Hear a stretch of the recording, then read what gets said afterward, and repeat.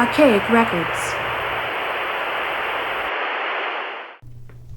Hey, what's up, everybody? It's Archaic Records here with you again. My name is Jamie, coming to you from Nashville, Tennessee. Here to welcome you into a somewhat melancholy episode number 146.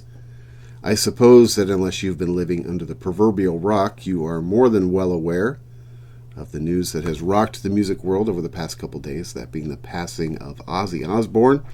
The man, the myth, the Prince of Darkness, the godfather of heavy metal, has passed away at the age of 76, with anybody who covers music at virtually every level, whether you're up there in the big leagues or down here in Mudville, posting tributes from every corner of the globe. Now, as far as I'm concerned, I first sort of became interested in Ozzy Osbourne back in 7th grade. It was right around the time that I began middle school that I would say my love of music was really spun. Now, having said that, even as a little kid for many years, I was very much obsessed with the music of Weird Al Yankovic and other sort of novelty acts like that. But it wasn't really until 7th grade when I got turned on to a style of music, that being 80s hard rock and heavy metal, that sort of ushered me into the world of quote-unquote real music. I remember getting turned on to bands like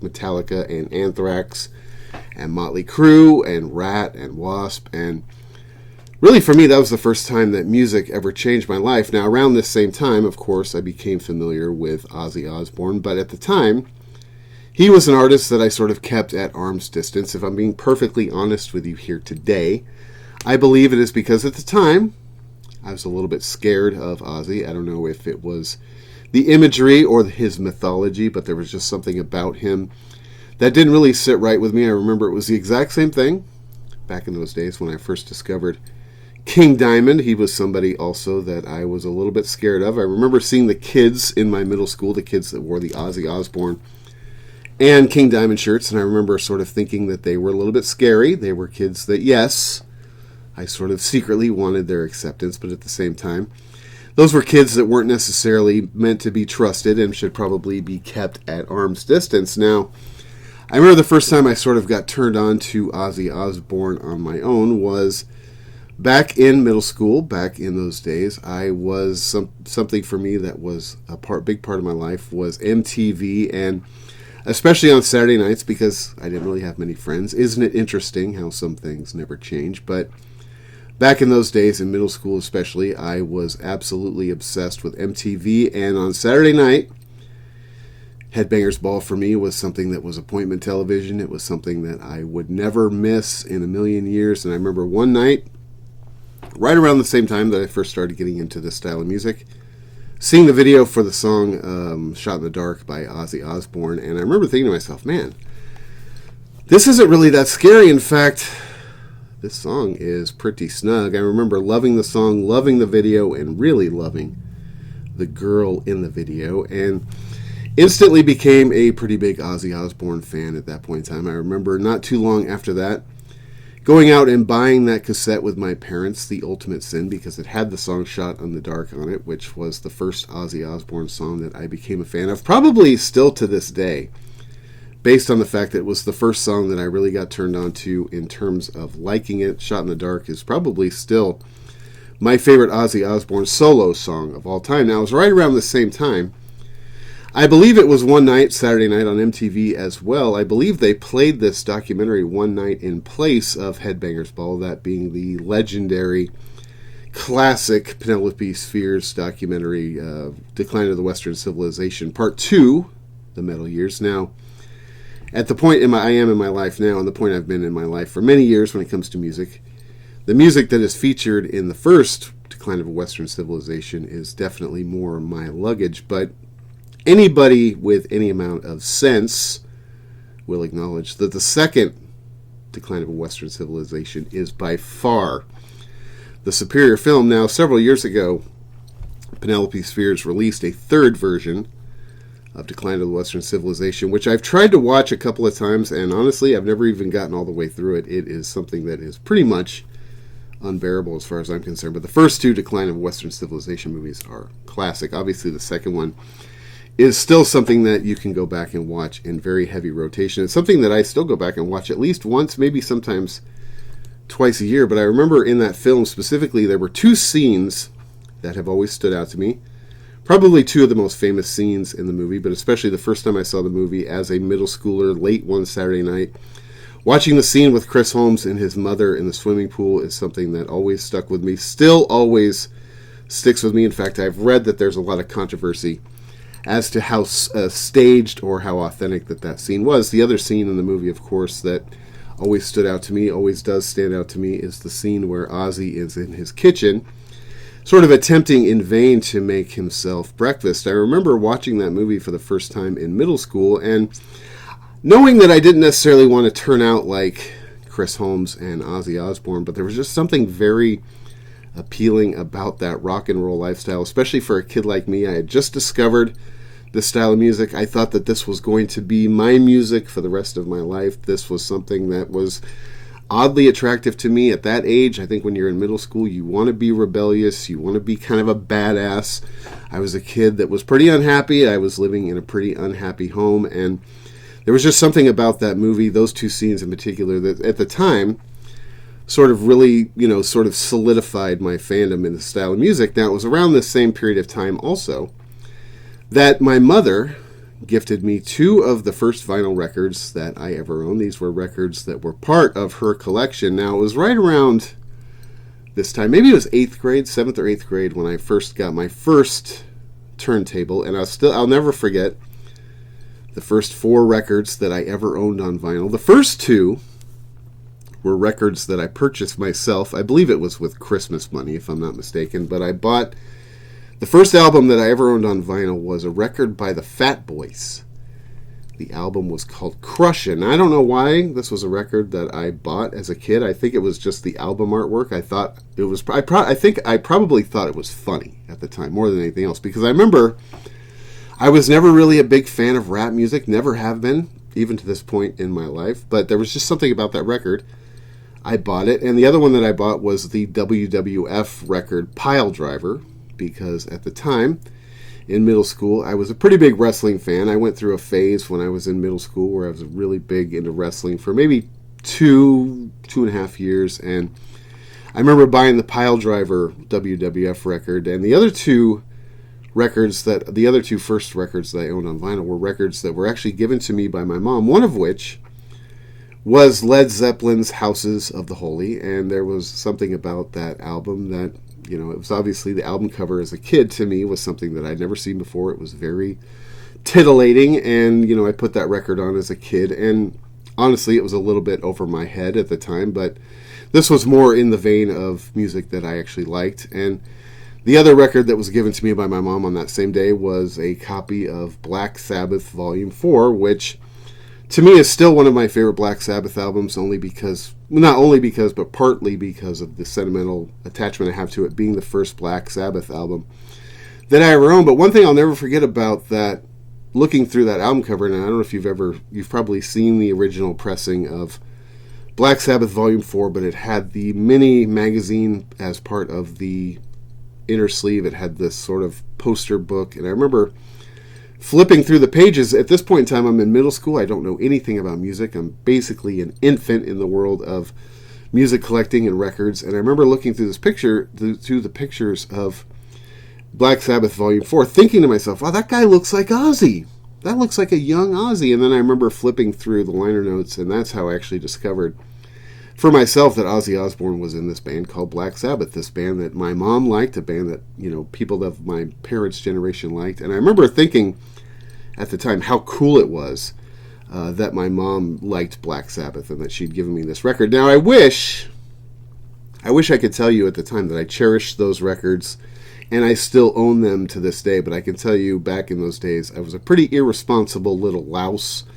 I was not known for taking care of my belongings, and unfortunately, both of those records died pretty tragic deaths. Now, I do have a copy now of Black Sabbath Volume 4. It is a reissue. I have all of the Black Sabbath albums now, at least all of the Ozzy era Black Sabbath albums now on vinyl. That's the thing about Black Sabbath, as far as I'm concerned, is I love all of the Ozzy albums. I think that every album in the Black Sabbath catalog is unique. I think each one is really good. I think each one is just vitally important. After the band moved on from Ozzy and they got into Dio and some of the other stuff they did, I lost total interest. I'm not going to sit here and take a dump on Dio, but Dio's just somebody that I was never a fan of. Even back in middle school when I was into this style of music, he was somebody I didn't like. I like his voice enough, but I just didn't ever get into the Dungeons and Dragons stuff. I mean, I was a nerd. Still am a nerd, but I was especially a nerd in middle school and high school, and I don't know, man, Dio was even too nerdy for me now. By the time I got to high school, I would say that my musical interests sort of pivoted. I kind of left the world of 80s hard rock and heavy metal behind when I sort of discovered punk rock and post-punk and new wave, and I hate the word alternative, but when I discovered alternative music, so I sort of left a lot of that 80s hard rock and heavy metal in my rearview mirror. Now, Ozzy was one of the sort of, he was one of the exceptions to that rule. Ozzy was somebody that I did sort of bring with me in terms of my new taste in music, and really it wasn't until, I was just talking about Black Sabbath, I wasn't really until much later on, probably 1999, maybe 2000, that I really started to get into the music of Black Sabbath. I was more a fan of Ozzy's solo records for a long time, and I had a friend back in 1999, 2000, not long after I moved to Seattle. I told this story before. He was the friend of mine that sort of opened my mind to Kiss, and now I'm a huge Kiss fan. But at the time in 1999 and early 2000, I was very close-minded. I was somebody that once I discovered punk rock and post-punk and new wave, I pretty much, put on blinders to anything else for many years. I was super close-minded. I didn't want to hear any other style of music by any other style of artist. And it was this friend of mine who sort of opened my eyes to Kiss one night. He and I had this ritual back in those days. He and I would get off work together. We would go buy a sixer, and we would go to his apartment and listen to records. And I remember one night he asked me, he's like, man, I just want to hear some Kiss. And he's like, what Kiss album do you want to hear? And I basically thought that I hated Kiss. It was something that I just didn't want to be a part of. I didn't want any part of that corporate rock garbage. So I folded my arms in defiance and I said, I don't want to listen to Kiss. That sucks. And he looked at me and he said, no, man, I'm not going to allow you to say that. We are going to sit here, we are going to listen to Kiss, and you are going to have a moment of conversion, which I did. And at this point in time, I consider myself to be a relatively big Kiss fan. Now, I never disliked Black Sabbath. I never would have thought of Black Sabbath in the same vein as Kiss back in those days at all. But I remember one night during that same era of my life, during that same sort of routine that he and I had one night, he put on some Black Sabbath, and I remember thinking to myself, man, I have not listened to this in a very long time, pretty much since I was a kid, listening to Black Sabbath with my mom. And it was around this time that I went back and actually started collecting a lot of the sort of Black Sabbath records. Now, the next time that Ozzy really came into my, consciousness in a main way, in a big way, was in the early 2000s when he launched his reality show or sitcom or whatever you want to call the Osbournes, because at the time I had a girlfriend that was really obsessed with 80s hard rock and heavy metal. Her favorite band of all time was Motley Crue. Now, that probably should have been a warning that our relationship was not meant to last. And thanks to her, I went to go see the worst show I've ever seen in my entire life, which was Motley Crue. If you've ever seen Motley Crue, you have my condolences, because for me, I've been to some pretty mediocre shows. I've been to some shows that will basically make your teeth fall out, but none were worse ever in my experience than Motley Crue. Now, there's a couple of shows that I would say were close. One was recently when I took my niece to go see Metallica play at the Titan Stadium here in Nashville, and I had to sit through Limp Bizkit as the opening band. Now, I was sitting there the whole time watching Limp Bizkit, thinking to myself, okay, this could be it. This could be the worst band I've ever seen. This could actually dethrone Motley Crue. Is it possible that somebody can dethrone the almighty Motley Crue as the worst thing I've ever seen? But I sort of deliberated on it for a while, and I came to the verdict that I would say that Motley Crue was worse live, because even though Limp Bizkit is a worse band, Now, I don't even know how you accomplish being a worse band than Motley Crue, but you somehow manage it. Motley Crue, at least on album, I will say, has 2 songs that I like. One being The Same Old Situation, and the other being Wild Side. Both those songs, I think, are pretty snug. For a band that I think is just a bucket, I think that they did put out 2 good songs. Now, Limp Bizkit, they don't have anything good at all. Not even accidentally, but as I was watching Limp Bizkit, I was thinking to myself, okay, this could be the worst band I've ever seen. But, hypothetically, let's just say hypothetically, you're a fan of Limp Bizkit. I will say at least Limp Bizkit is capable of performing their songs in a way that at least sounds like they do on record. When I went to go see Motley Crue, and this was back pretty early on in the reunion, I mean, this was before Vince Neil just got completely out of shape. You couldn't make out one single word he said. Every single song sounded exactly the same. I couldn't tell you what they even played because every song sounded exactly the same. And the whole time Vince Neil's singing, he's just yelping like a wounded puppy. Like,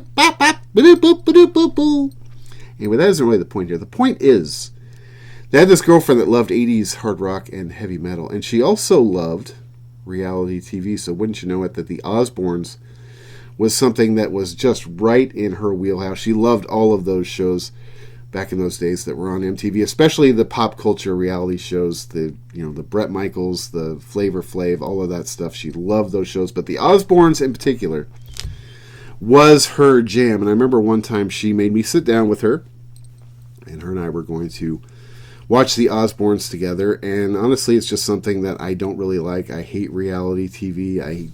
I don't like anything that's sort of in that vein. And I remember making it through maybe an episode or 2 with her, and I told her, hey, if you like this stuff, that's awesome. You want to watch this? You want to kill your brain cells? That's fine, but I can't do it. I don't have enough brain cells to spare, sister. So what I'm going to do is I'm going to go into the other room. I'm going to listen to music. I'm going to read a book, something. If you want to watch this, that's fine, but I can't do it. And that was something, even in a couple of episodes that I've seen of the Osbournes, it was something that just did not sit right with me. I did not like the way that Ozzy was portrayed. I really hated his wife. I really hated his family. I felt that they were just sort of using his stature to sort of put themselves into the public spotlight. I felt like none of them had any genuine concern for him or his well-being. And if you go back and you watch this documentary, which I would highly recommend if you haven't seen it, God bless Ozzy Osbourne, one of my favorite rock documentaries of all time. I say that pretty much about every book and every documentary in the world of music because basically they are all my favorites. But this is one in particular that I really love. But if you go back and you watch this documentary and you watch Ozzy Osbourne talk about the way he felt about doing that show and how much he hated having people in his house, having cameras up in his grill.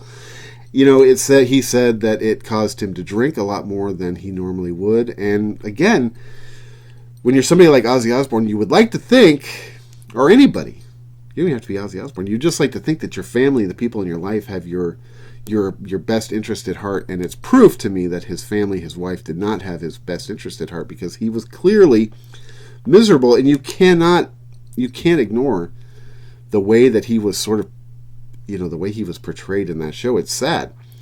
It is really sad. Now, my ex-girlfriend loved it. I was just looking this show up the other day because I've only seen 1 or 2 episodes of the Osbournes ever. I don't have any intention of ever going back and watching it. I came home from work on the 22nd, the day that Ozzy had passed away, and my wife, now, was watching reruns of the Osbournes on one of the streaming services, whatever streaming service it's on, and I came in the house and I said, hey, you want to watch this? That's fine. I'm going upstairs because I cannot do it. I was looking that show up recently because it was a show, honestly, I'd kind of forgotten about until I'd seen some clips of it after he passed away, and I didn't realize that show ran for 4 seasons. I think I read that they did a total of 52 episodes. At what point in time did that joke not get funny? They also did apparently some sort of like reboot of the show back in 2011 or something like that. I mean, no thank you to that. Please, I hated that show. I hated the way that Ozzy was portrayed in it. I felt as if they had taken away the man's dignity. The Prince of Darkness, the godfather of heavy metal, the singer of Black Sabbath, had been reduced to sort of a bumbling boob on his family sitcom. I did not love that at all. Now, unfortunately, I only got to see Ozzy Osbourne live one time, This was back in 2011 in just outside of Seattle, Washington at the Tacoma Dome. And I remember when I went to go see Ozzy Osbourne the first or the only time, really, I was a little bit skeptical when it came to going to see Ozzy Osbourne live because I had seen some interviews of him not too long before my ex-girlfriend and I decided to go see Ozzy Osbourne. And based on the little that I had seen of the television show The Osbournes, I was a little bit curious as to how well he was going to perform, but this was something that I didn't feel like I could really pass up. You know, back in 2011 when I saw him live, you know, you sort of wonder how much time this guy has left. He's one of those people you have to see live, at least in my opinion. He is a god.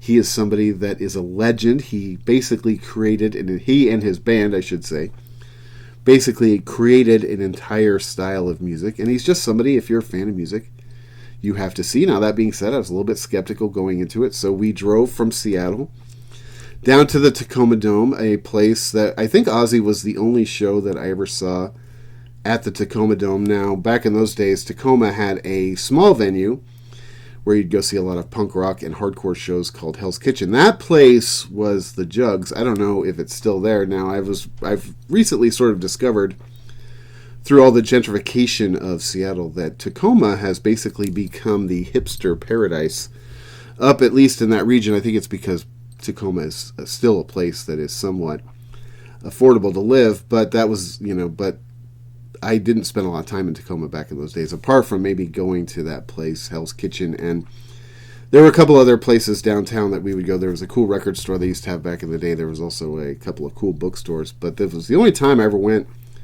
to the Tacoma Dome was to see Ozzy Osbourne in 2011. That venue was not necessarily my favorite venue of all time. I've never really been a huge fan of big arena shows, but I will say when Ozzy came out, as sort of skeptical as I was, he actually blew me away seeing him live in 2011. Now, when he came out on stage, I had the same sort of experience that I've had when it comes to other artists, that whether I'm a huge fan or not. Now, with Ozzy, I admit I'm a casual fan. I've pretty much always been a casual fan, pretty much since my days back in middle school. But when he walked out on stage, you can't help but just be absolutely starstruck because, again, this is the guy that was in Black Sabbath. This is the guy that was the scariest, musician of the 1980s as far as I was concerned. Like I said, once I sort of discovered his music, I realized that he wasn't quite as scary as I thought he was. It was the same exact thing, honestly, with King Diamond. King Diamond was somebody that, based on his image and his mythology, was somebody that I was terrified of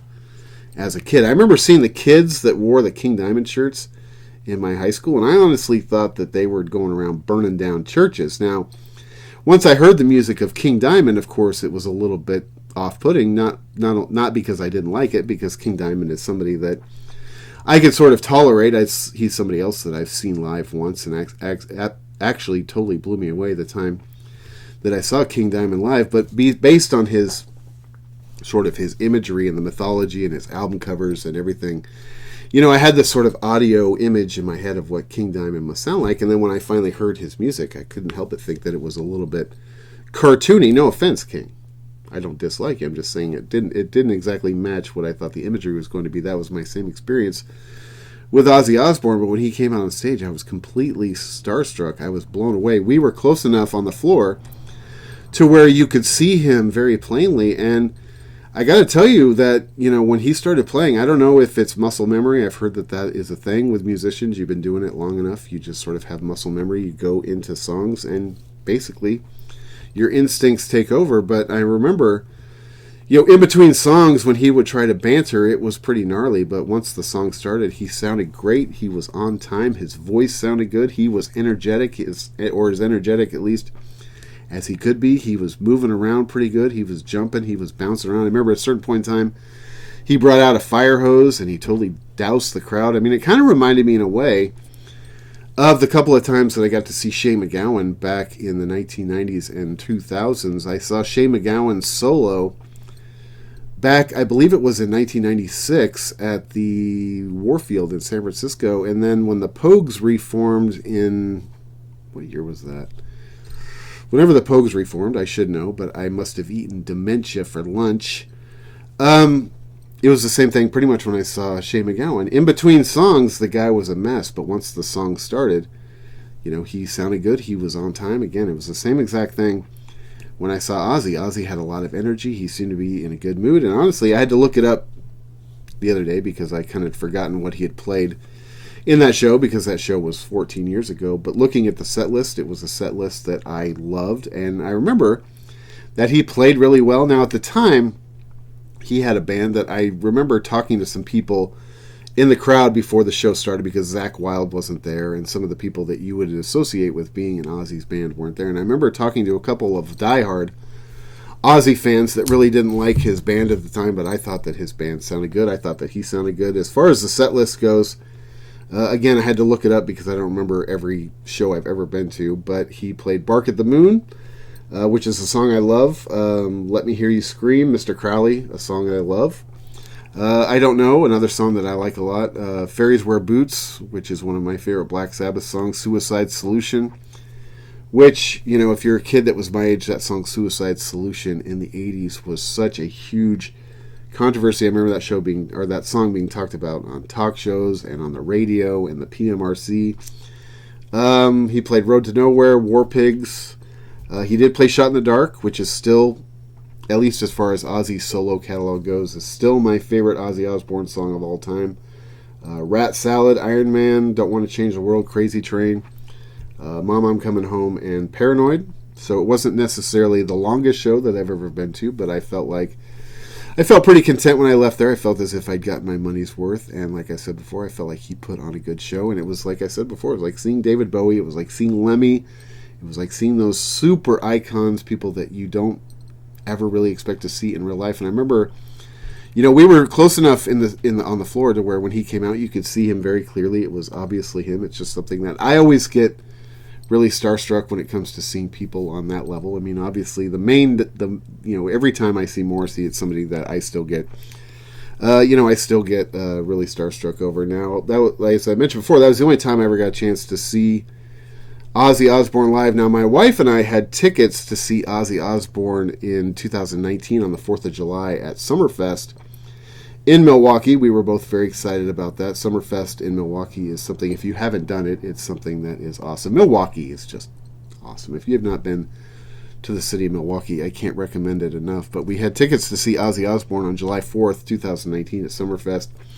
He ended up canceling that show for health reasons. I do believe that he had rescheduled to come back to Summerfest in 2020. Obviously, that show got got canceled due to COVID. But the only time I ever got a chance to see Ozzy was in 2011. Now, obviously, over the past 2 weeks ago, July 5th, 2025, Ozzy Osbourne played his farewell show in his hometown of Birmingham. He played a solo set and a Black Sabbath set. Now, I did not watch the entire event because there's a lot of that stuff that I wasn't particularly interested in, but I did go back on YouTube following the event because I did want to see some of the Black Sabbath set. I did want to see some of the Ozzy solo set. I wanted to see how well he was going to perform. I wanted to see how well he was able to sound. Now, obviously going into it, we all knew that his health was beginning to deteriorate. It was something that, at the risk of sounding like a doomsayer, I remember telling my wife after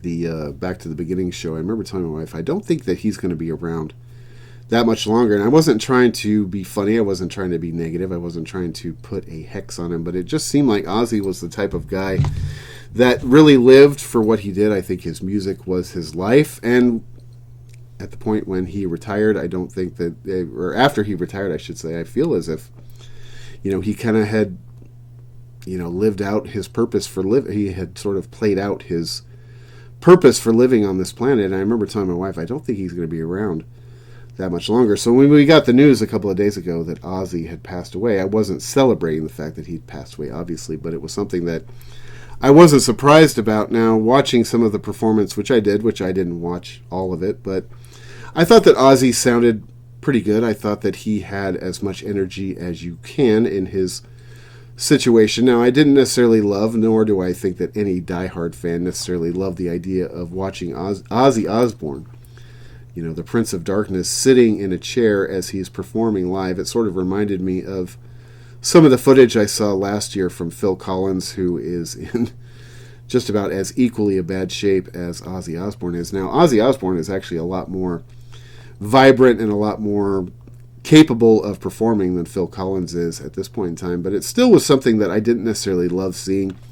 It was something that didn't necessarily sit right with me. So I watched about as much of it as I could. But to be perfectly honest with you, it did get, at least to me, it got a little bit depressing to watch. It was the same thing I've seen when it comes to one of my all-time favorite artists ever, that being Iggy Pop. I mean, watching some of Iggy Pop's performances over the last couple of years, it's just heartbreaking. I mean, Iggy Pop is to me one of the most important musicians in the history of American music, and to see what he's doing live now, it just sort of breaks your heart, because I've seen Iggy Pop 3 times over the years, and I can tell you pretty much without any shed of doubt in my mind that seeing Iggy Pop live was, especially the first time, was easily one of the most life-changing experiences of my life. And to see him sort of do what he's doing now, it's sort of heartbreaking. It's the same thing watching Ozzy perform. Sitting in a chair, it was not something that necessarily gave me good feels. I watched some of it just so I can say that I've watched some of it, but all in all, I thought that he performed about as well as he could, considering. I thought that it was a cool celebration of him and his band, and basically this entire style of music that they created. Now, a lot of the bands that played that weekend or that day were not necessarily bands that I'm a huge fan of. I'm still not, to this day, a huge metal guy. Like I said, I sort of pivoted back in high school, and honestly, I never really looked back. Heavy metal is not necessarily my luggage, but I was curious to see at least what Ozzy Osbourne and Black Sabbath were going to bring to the table. And at the end of the day, I don't think it was anything that embarrassed them. I don't think they did anything to damage their legacy. I don't necessarily think it was the greatest performance I've ever seen, but certainly one of the most important. Anyway, rest in peace, Ozzy Osbourne. It is a sad day. You were definitely a legend, a king among kings. I realize that you don't need somebody like me giving you any sort of advocacy, because you are a god and I am nothing. I'm less than nothing, as a matter of fact. I'm the dirt that's on the bottom of nothing's shoes. Anyway, rest in peace, Ozzy. I have been listening to Black Sabbath over the last couple of days. I will probably be listening to Black Sabbath throughout the day today. Man, that stuff is the jugs. Anyway, sleep well, good sir. I mean, what a life. What a life that Ozzy Osbourne lived. Anyway, man, rest in peace. You will be honored in my house forever. Anyway, man, thank you so much for checking out this video. This is Archaic Records. My name is Jamie, coming to you from Nashville, Tennessee. Be sure to go out and support your local record store. Check back most weeks for Morrissey Monday, a celebration of all things Morrissey and the Smiths, as well as other record content and album reviews throughout the week.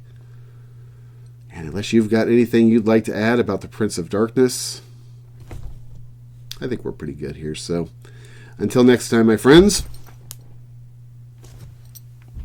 talk to you then.